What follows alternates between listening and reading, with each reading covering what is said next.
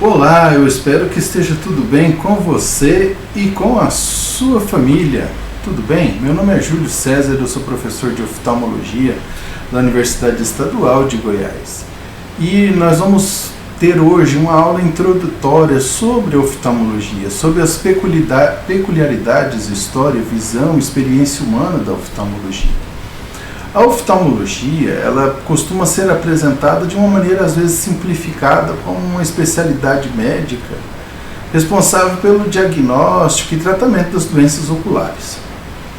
Embora formalmente correta, essa definição é insuficiente para traduzir a complexidade intelectual, científica e humana dessa especialidade tão incrível. O oftalmologista não lida apenas com o órgão anatômico, ele lida com a visão. E a visão é uma das experiências mais sofisticadas da existência humana. O olho, ele é a porta biológica de entrada de um fenômeno muito amplo. A visão ele emerge da integração entre a luz, as estruturas ópticas, a retina, as vias neurais, o córtex cerebral, a memória, a emoção, a cognição e a interpretação subjetiva. O olho ele recebe fótons, o cérebro ele produz significado. Por isso, reduzir a oftalmologia ao estudo mecânico do globo ocular significa empobrecer profundamente a especialidade.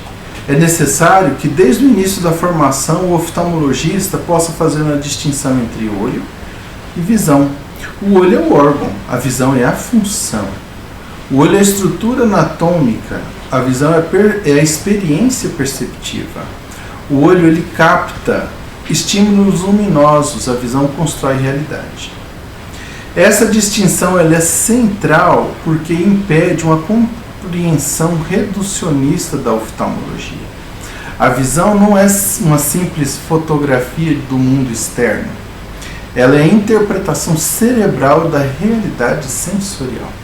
Como discutido por Helmholtz no século XIX, a percepção visual envolve inferência inconsciente, integração cortical, reconstrução cognitiva da realidade observada.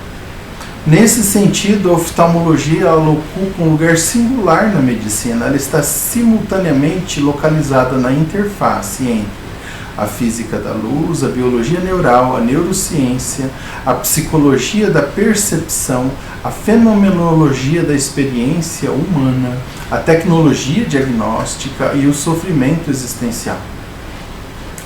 A tradição clássica da oftalmologia brasileira já reconhecia essa complexidade e ao descrever a visão como um fenômeno psicofísico, no qual os órgãos sensoriais eles recebem estímulos, mas a experiência perceptiva envolve o organismo como uma totalidade. A moderna neurociência da visão, ela apenas aprofundou essa compreensão. Então, quando nós estudamos oftalmologia, não significa apenas compreender as doenças oculares, mas compreender como o ser humano percebe o mundo, como a luz se transforma em experiência, como pequenas alterações ópticas podem modificar profundamente a vida humana, como o sofrimento visual transcende o biológico. Então, falando agora da visão como uma experiência humana, entre todos os sentidos, a visão ela ocupa uma posição privilegiada. Embora os outros órgãos de sentido, a audição, o tato, o olfato e o paladar, sejam fundamentais, grande parte da relação humana com o ambiente é mediado visualmente. Estima-se que a parcela substancial do processamento cortical humano esteja direta ou indiretamente relacionada à visão. A criança aprende observando, o adulto trabalha observando, o idoso preserva a autonomia observando. Ler, dirigir, caminhar, reconhecer rostos, interpretar emoções, orientar-se no espaço, executar tarefas finas, apreciar arte, estabelecer vínculos afetivos e construir memórias dependem intensamente da integridade visual. Por isso, a perda visual raramente representa apenas perda sensorial, mas frequentemente ela produz perda de independência, redução da autonomia, isolamento social, insegurança espacial, diminuição da autoestima, sofrimento psíquico, ruptura da identidade funcional. Uma catarata bilateral avançada não obscurece apenas o cristalino, obscurece a vida cotidiana. Uma degeneração macular relacionada à idade não compromete apenas a fóvea, compromete a leitura, o reconhecimento facial e a interpretação social e a interação social. Um glaucoma avançado ele não reduz apenas o campo visual, reduz a liberdade de circulação e a confiança no espaço. O paciente ele não teme apenas perder a visão, teme perder o mundo. Essa dimensão existencial explica por que as doenças oftalmológicas elas produzem uma ansiedade intensa, mesmo quando clinicamente controladas. A visão ela possui um valor simbólico profundo em praticamente todas as culturas humanas. Então, esse valor ele está ligado à verdade, à consciência, à vigilância, ao conhecimento, à identidade, à espiritualidade e à presença. Na literatura, na filosofia, nas tradições religiosas, a cegueira frequentemente representa não apenas a incapacidade física, mas também uma limitação humana, uma vulnerabilidade, desconhecimento, sofrimento, exclusão e dependência. A própria tradição bíblica, repetidamente, a cegueira como uma metáfora espiritual e existencial. O ver, entre aspas, frequentemente simboliza compreensão, discernimento, consciência. Em contrapartida, a cegueira pode representar ignorância, alienação e incapacidade de perceber a realidade. Isso demonstra como a visão transcende largamente a fisiologia ocular. Por essa razão, a oftalmologia possui uma importância não apenas médica, mas civilizatória. Preservar a visão significa preservar uma das bases fundamentais da autonomia humana. Sabe, o olho ele é um órgão óptico, neural e simbólico. Ele pode ser representado em 3 dimensões complementares. Então, o olho como um sistema óptico, em primeiro lugar. Então, sob a perspectiva física, o olho ele é um sistema óptico extremamente sofisticado. A córnea representa o principal elemento refrativo do globo ocular, responsável por grande parte do poder dióptrico total. O cristalino ele ajusta dinamicamente o foco através da acomodação. A pupila regula a entrada luminosa e influencia a profundidade de foco, aberrações ópticas e qualidade visual. Os meios transparentes, ele é a córnea, o humor aquoso, o cristalino, o humor vítreo, permite a transmissão adequada da luz até a retina. Nesse nível, a oftalmologia ela dialoga com a óptica geométrica, com a óptica fisiológica, com a física da luz, com a biofísica e a engenharia óptica. Sem compreensão óptica, não há entendimento científico de miopia, de hipermetropia, de astigmatismo, de presbiopia, das aberrações ópticas e das formações da imagem retinal. Como destacou Donders também no século XIX, os erros refrativos representam meros defeitos visuais, mas alterações sistemáticas da formação da imagem óptica. Então, o segundo aspecto do olho é o olho como órgão neural. O olho não é apenas uma câmera biológica, a retina é o tecido neural especializado derivado embriologicamente do neuroectoderma, funcionando como uma verdadeira extensão do sistema nervoso central. Os fotorreceptores transformam energia luminosa em sinais elétricos. Camadas neurais retinianas realizam o processamento inicial da informação visual antes mesmo que os estímulos alcancem o córtex cerebral. Então a retina, ela detecta contraste, ela organiza padrões, ela processa movimento, ela participa da adaptação luminosa, realiza integração neural precoce. Por isso, o fundo do olho representa uma das poucas oportunidades da medicina de observar diretamente o tecido neural e vascular em funcionamento. Hipertensão arterial, diabetes mellitus, doenças inflamatórias, vasculites, infecções, doenças desmielinizantes e alterações neurodegenerativas podem manifestar ocularmente. O oftalmologista frequentemente observa através da retina alterações sistêmicas silenciosas. Observar o olho é muitas vezes examinar o organismo inteiro através de uma janela neural especializada. A terceira dimensão é o olho como uma estrutura simbólica. Existe ainda uma terceira dimensão, que é esta, simbólica, frequentemente negligenciada, o olho como um símbolo humano. Os olhos ocupam uma posição singular na construção da identidade.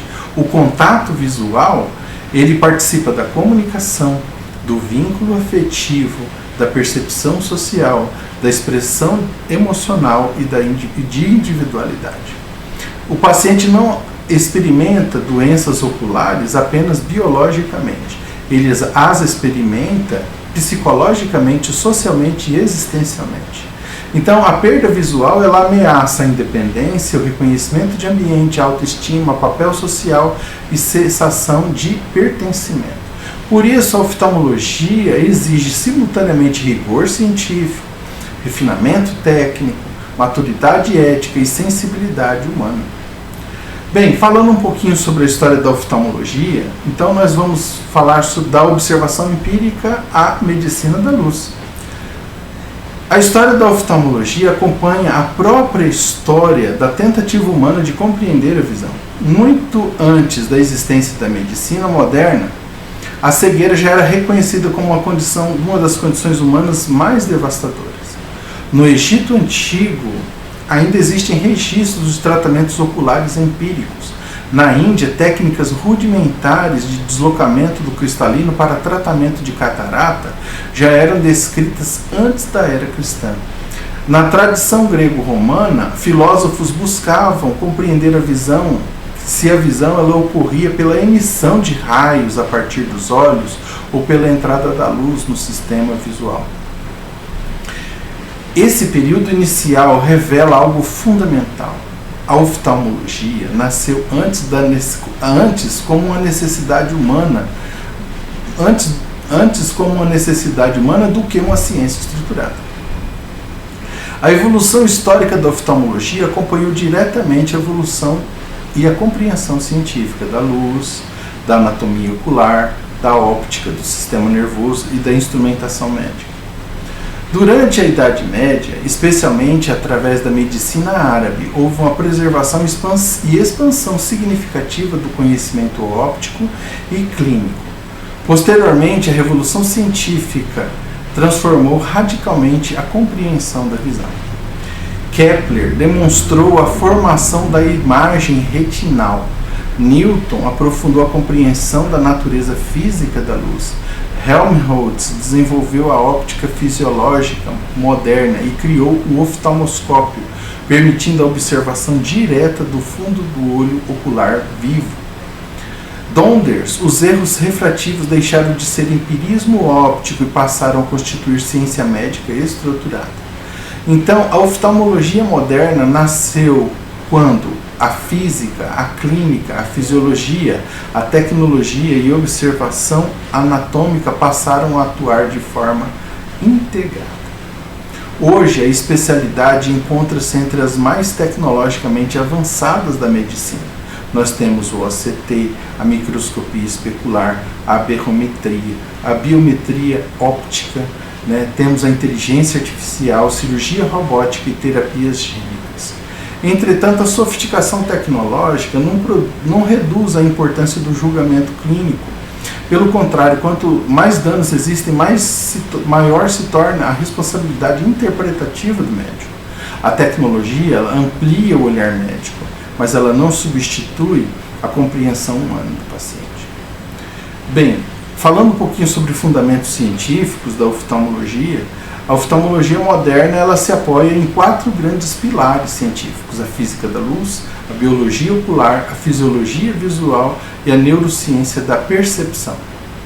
Essa integração é uma das razões pelas quais a especialidade ocupa posição singular dentro da medicina. Poucas áreas exigem simultaneamente uma compreensão tão refinada de óptica, de anatomia, de fisiologia neural e interpretação subjetiva da experiência humana. O estudante que inicia sua formação oftalmológica deve compreender desde cedo que a visão não nasce de um ponto anatômico, ela emerge de um sistema complexo que envolve a luz, o tecido, o impulso elétrico, o processamento cerebral, memória, emoção e interpretação cognitiva. Falando sobre a luz como a matéria-prima da visão, toda experiência visual começa com a luz. Sem luz não existe imagem, percepção visual ou distinção espacial. A luz, ela corresponde a uma pequena faixa de espectro eletromagnético, aproximadamente na faixa de 390 a 750 nanômetros, capaz de estimular os fotorreceptores retinianos. Embora aparentemente simples, essa afirmação possui enorme profundidade clínica. A oftalmologia é, em essência, uma medicina de interpretação da luz e do tecido biológico. Grande parte da propedêutica oftalmológica depende da manipulação controlada da luz. A lâmpada de fenda utiliza feixes luminosos através da análise biomicroscópica. O oftalmoscópio permite a observação da retina através da reflexão luminosa. A angiografia utiliza fluorescência. A tomografia de coerência óptica, ou ACT, interpreta padrões de interferência óptica. Os lasers empregam energia luminosa para tratamento cirúrgico. A compreensão da física óptica não representa um mero conhecimento teórico. Ela possui aplicação clínica direta na formação da imagem, erros refrativos, aberrações ópticas, contraste, dispersão luminosa, opacificação de meios, qualidade visual, sensibilidade ao brilho.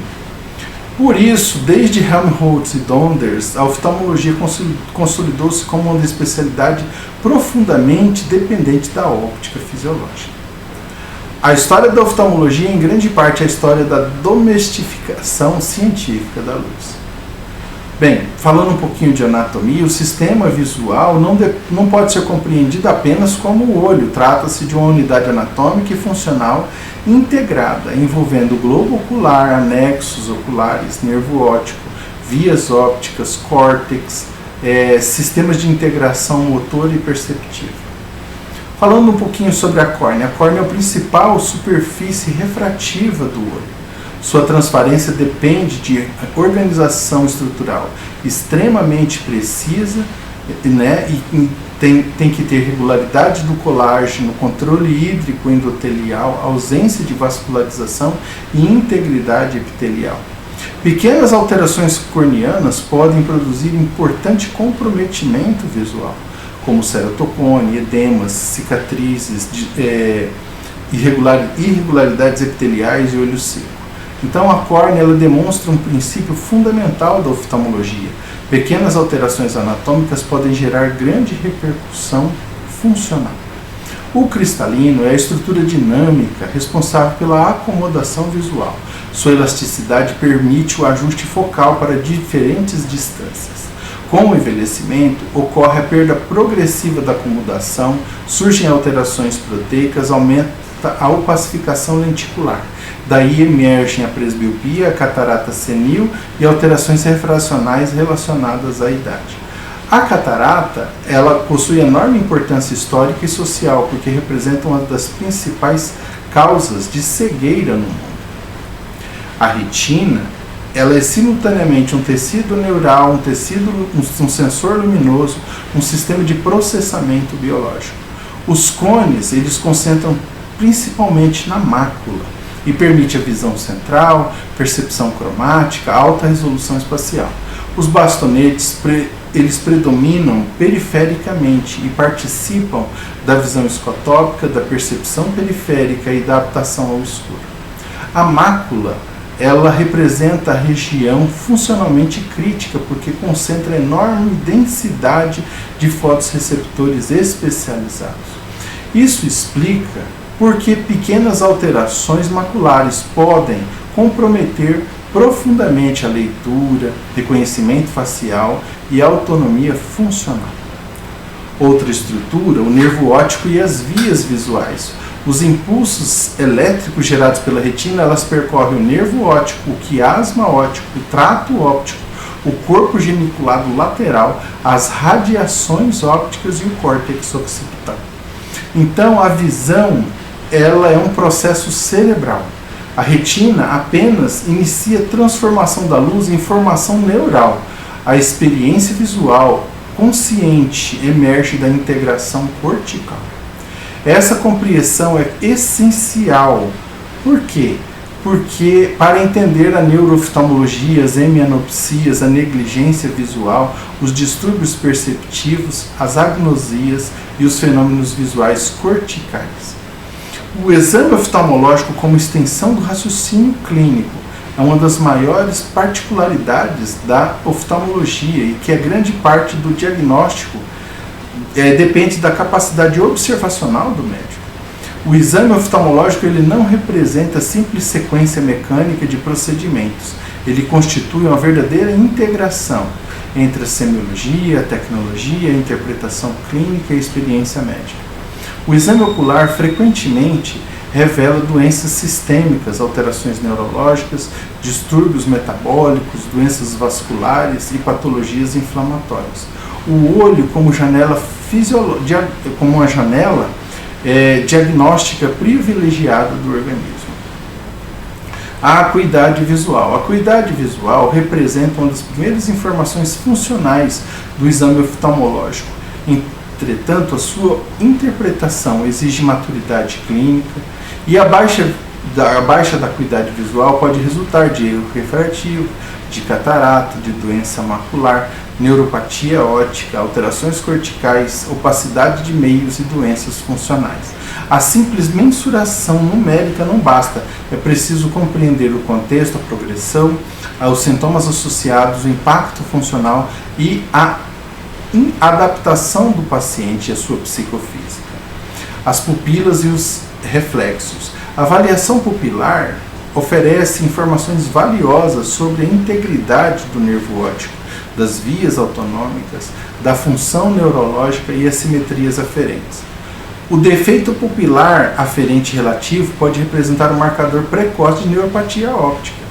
A anisocoria pode refletir alterações benignas, lesões neurológicas graves, aneurismas, síndromes autonômicas. Pequenos sinais pupilares frequentemente carregam um enorme significado diagnóstico. A biomicroscopia. A lâmpada de Fenda ela revolucionou a oftalmologia ao permitir a observação detalhada das estruturas oculares.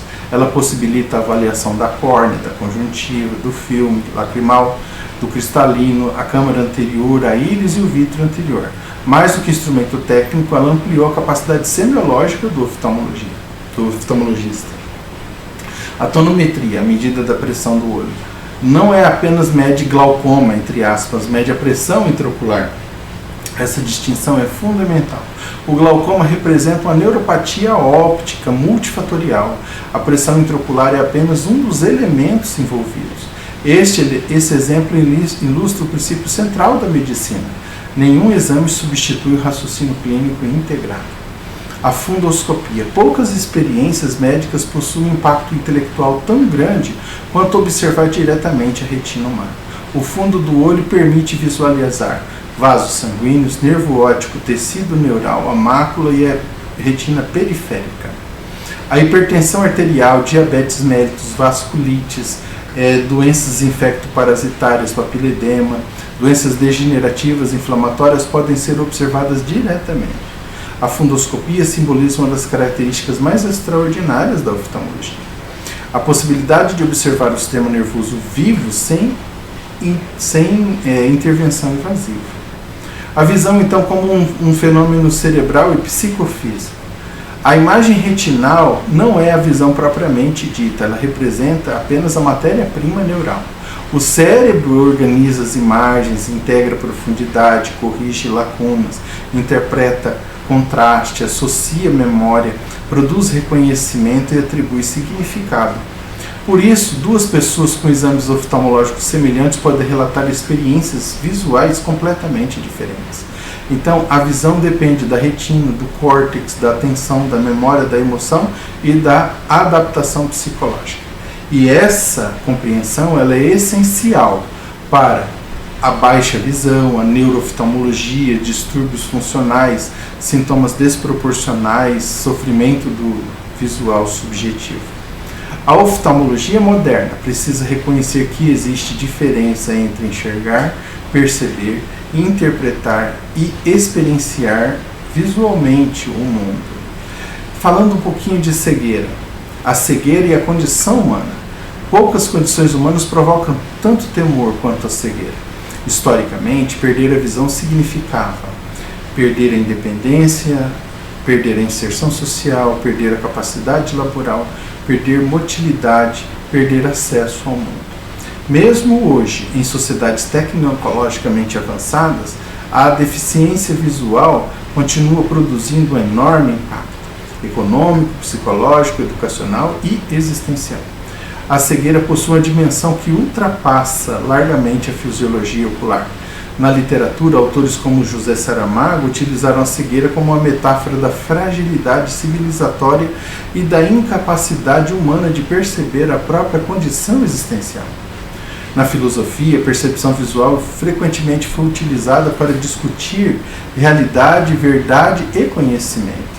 Na tradição bíblica, inúmeros episódios relacionam a visão e consciência, na cegueira espiritual, restauração do olhar, incapacidade de perceber a verdade e na iluminação interior.